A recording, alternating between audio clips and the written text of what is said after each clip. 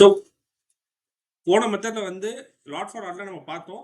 Ordering cost plus carrying cost வந்து ordering cost வந்து மொத்தம் 4 ஆர்டர். வீக் 1ல 50, வீக் 3ல 15, வீக் 4ல 20, வீக் 5ல 20.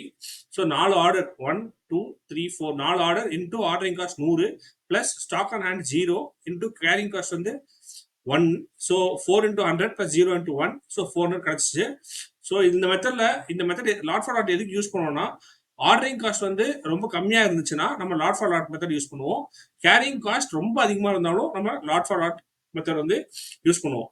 ஸோ லாட் ஃபார் லாட் எதுக்கு யூஸ் பண்றோம்னா, ஆர்டரிங் காஸ்ட் ரொம்ப கம்மியா இருக்கணும் அண்ட் கேரிங் காஸ்ட் வந்து ரொம்ப அதிகமா இருக்கணும். இப்படி இருந்துச்சுன்னா நம்ம லாட் ஃபார் லாட் யூஸ் பண்ணுவோம். அடுத்தது சிங்கிள் லாட். சிங்கிள் லாட்ல பாத்தீங்கன்னா 5 வீக் டிமாண்டுக்கும் மொத்தமா ஒரே ஆர்டர் ரிலீஸ் பண்ணிடுவோம். ஸோ ஃபர்ஸ்ட் வீக்லேயே இந்த 50 பிளஸ் 15 பிளஸ் 20 பிளஸ் 20 இதுக்கு மொத்தமா சேர்த்து 65, 85, 105 105 ஃபர்ஸ்ட் வீக்லேயே நம்ம ரிலீஸ் பண்ணிடுவோம்.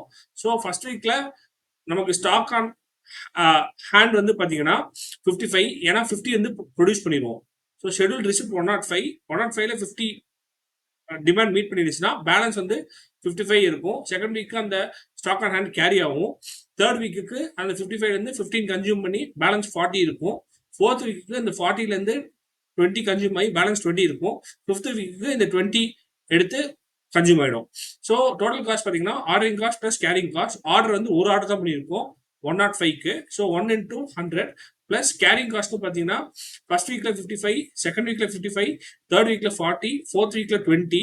ஸோ இது எல்லாமே ஆட் பண்ணி இன்டூ கேரிங் காஸ்ட் வந்து ₹1 per unit per week. So total cost வந்து பார்த்தீங்கன்னா ₹270.